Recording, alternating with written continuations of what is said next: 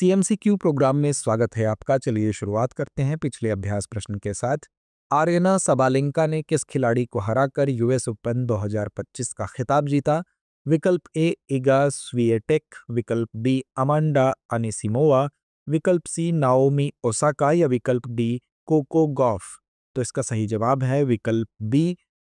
Belarus की Aryana Sabalenka ने USA की अमांडा अनिसिमोवा को हराकर अपना यूएस ओपन खिताब बरकरार रखा, अतः विकल्प बी सही है। आइए शुरुआत करते हैं पहले प्रश्न के साथ। भारत में चीता पुनर्वास का प्राथमिक स्थल कौन सा राष्ट्रीय उद्यान है? विकल्प ए सुंदरबन राष्ट्रीय उद्यान, विकल्प बी कूनो राष्ट्रीय उद्यान, विकल्प सी जिम कॉर्बेट राष्ट्रीय उद्यान या विकल्प डी बांदीपुर राष्ट्रीय उद्यान। तो इसका सही जवाब है विकल्प बी। प्रोजेक्ट चीता के अंतर्गत सर्वप्रथम चीतों को मध्य प्रदेश के कूनो राष्ट्रीय उद्यान में लाया गया, अतः विकल्प बी सही है। लाडली बहना योजना के लिए पारिवारिक वार्षिक आय की पात्रता सीमा क्या है? विकल्प ए 1.5 लाख रुपए से कम, विकल्प बी 2 लाख रुपए से कम, विकल्प सी 2.5 लाख रुपए से कम या विकल्प डी 3 लाख रुपए से कम। तो इसका सही जवाब है विकल्प सी। लाडली बहना योजना के लिए पात्र होने हेतु परिवार की वार्षिक आय 2.5 लाख रुपए से कम होनी चाहिए, अतः विकल्प सी सही है। भारत जापान संबंधों के संदर्भ में निम्नलिखित कथनों पर विचार कीजिए। पहला, भारत और जापान ने 1952 में द्वितीय विश्व युद्ध उपरांत शांति संधि के माध्यम से राजनयिक संबंध स्थापित किए। दूसरा, इस साझेदारी को समय के साथ उन्नत किया गया है। वर्ष 2000 में वैश्विक साझेदारी से लेकर वर्ष 2014 में विशेष रणनीतिक एवं वैश्विक साझेदारी तक यह भारत जापान विजन 2025 द्वारा मार्गदर्शित है। उपर्युक्त कथनों में से कौन सा या से सही है या है? विकल्प ए केवल 1, विकल्प बी केवल 2, विकल्प सी 1 और 2 दोनों या विकल्प डी ना तो 1 ना ही 2। तो इसका सही जवाब है विकल्प सी। भारत और जापान ने 9 जून 1952 को शांति संधि पर हस्ताक्षर किए, जिसके माध्यम से द्वितीय विश्व युद्ध के बाद औपचारिक रूप से शांति एवं राजनयिक संबंध स्थापित हुए, अतः कथन एक सही है। इस साझेदारी को समय के साथ उन्नत किया गया है। वर्ष 2000 में वैश्विक साझेदारी, वर्ष 2006 में रणनीतिक एवं वैश्विक साझेदारी और वर्ष 2014 में विशेष रणनीतिक एवं वैश्विक साझेदारी के स्तर तक उन्नत किया गया। इसके अतिरिक्त भारत जापान विजन 2025 ने गहन रणनीतिक सहयोग के लिए एक रोड मैप प्रदान किया, तह कथन 2 सही है।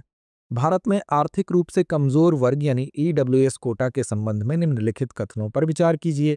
पहला, 103वें संविधान संशोधन द्वारा सरकारी नौकरियों और शैक्षणिक संस्थानों में आर्थिक रूप से कमजोर वर्गों के लिए 10% आरक्षण की शुरुआत की गई। दूसरा, ईडब्ल्यूएस कोटा का लाभ सभी पिछड़े वर्ग उठा सकते हैं, चाहे उनकी सामाजिक श्रेणी कुछ भी हो। उपर्युक्त कथनों में से कौन सा या से सही है या है? विकल्प ए केवल 1, विकल्प बी केवल 2, विकल्प सी 1 और 2 दोनों या विकल्प डी ना तो 1 ना ही 2। तो इसका सही जवाब है विकल्प ए। 103वें संविधान संशोधन के तहत संविधान में अनुच्छेद 15(6) और अनुच्छेद 16(6) जोड़े गए।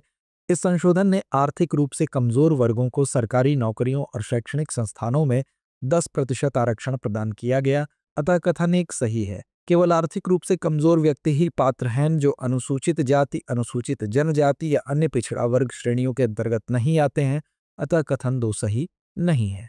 निम्नलिखित में से सैन्य अभ्यास जापार्ड के संबंध में कौन सा कथन सही है?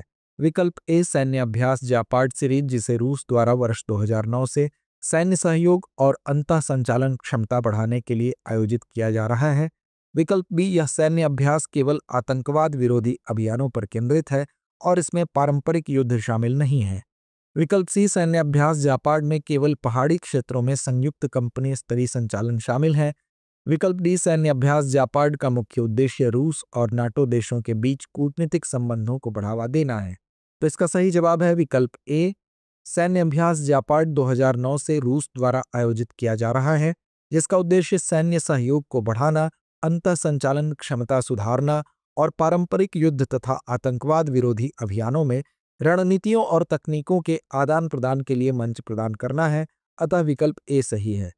यह अभ्यास केवल आतंकवाद विरोधी अभियानों पर केंद्रित नहीं है, बल्कि इसमें पारंपरिक युद्ध भी शामिल है, अतः विकल्प बी गलत है।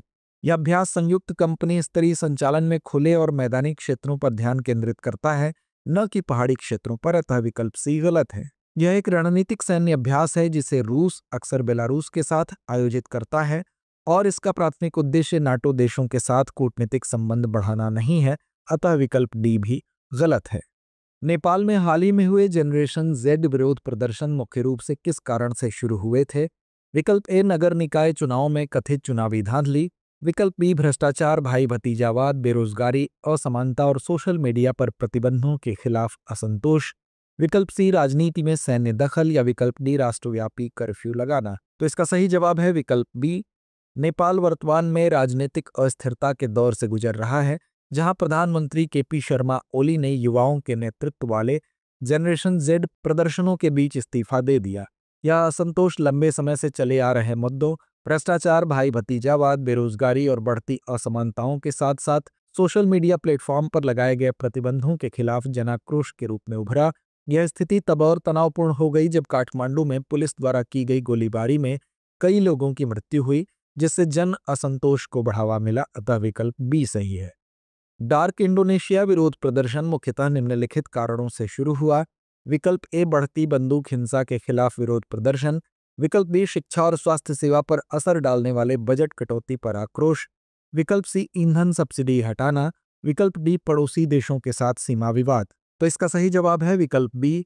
डार्क इंडोनेशिया आंदोलन का नेतृत्व छात्रों ने किया था, जो प्रोबोवो सुबियांतो सरकार की कठोर आर्थिक नीतियों का विरोध कर रहे थे। इस आंदोलन में खासतौर पर शिक्षा और सार्वजनिक सेवाओं में बजट कटौती तथा सैन्य नागरिक क्षेत्रों में हस्तक्षेप जैसे मुद्दों पर चिंता जताई गई थी। अतः विकल्प बी सही है। निम्नलिखित कथनों पर विचार कीजिए। पहला, चीन विश्व की 90% से अधिक दुर्लभ पृथ्वी प्रसंस्करण क्षमता को नियंत्रित करता है। दूसरा, भारत के पास विश्व का 5वां सबसे बड़ा दुर्लभ पृथ्वी भंडार है। उपर्युक्त कथनों में से कौन सा ऐसे सही है या है? विकल्प ए केवल 1, विकल्प बी केवल 2, विकल्प सी 1 और 2 दोनों या विकल्प डी कोई भी नहीं। तो इसका सही जवाब है विकल्प सी। चीन विश्व की 90% से अधिक दुर्लभ पृथ्वी प्रसंस्करण क्षमता को नियंत्रित करता है, जिससे उसे कूटनीतिक प्रभाव और आपूर्ति श्रृंखला पर प्रभुत्व प्राप्त है।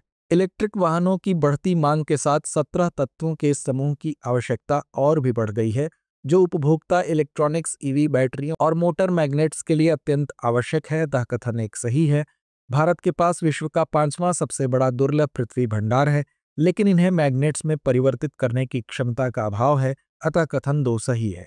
निम्नलिखित में से किस संस्थान ने व्यापक मॉड्यूलर सर्वेक्षण शिक्षा 2025 आयोजित किया है? विकल्प ए शिक्षा मंत्रालय, विकल्प बी राष्ट्रीय शैक्षिक अनुसंधान एवं प्रशिक्षण परिषद, विकल्प सी नीति आयोग, विकल्प डी राष्ट्रीय सांख्यिकी कार्यालय, सांख्यिकी और कार्यक्रम कार्यान्वयन मंत्रालय। तो इसका सही जवाब है विकल्प डी। व्यापक मॉड्यूलर सर्वेक्षण शिक्षा 2025 राष्ट्रीय नमूना सर्वेक्षण कार्यक्रम के भाग के रूप में सांख्यिकी और कार्यक्रम कार्यान्वयन मंत्रालय के अंतर्गत राष्ट्रीय सांख्यिकी कार्यालय द्वारा किया गया। अतः विकल्प डी सही है। तो आइए अंत में नोट करते हैं आज का अभ्यास प्रश्न। हाल ही में समाचारों में रहे एंटेरोमिक्स शब्द का अर्थ है? विकल्प ए रूस द्वारा विकसित mRNA आधारित कैंसर वैक्सीन, विकल्प बी बैक्टीरियल संक्रमणों के लिए नव खोजा गया एंटीबायोटिक, विकल्प सी क्रिस्पर आधारित जीन संपादन उपकरण, विकल्प डी कैंसर के विकास का पूर्वानुमान लगाने वाला AI मॉडल। तो इस प्रश्न का जवाब कमेंट बॉक्स में देना ना भूलें। धन्यवाद। अब एग्जाम की तैयारी को और बेहतर करने के लिए हमारे चैनल को लाइक, शेयर और सब्सक्राइब करना ना भूलें।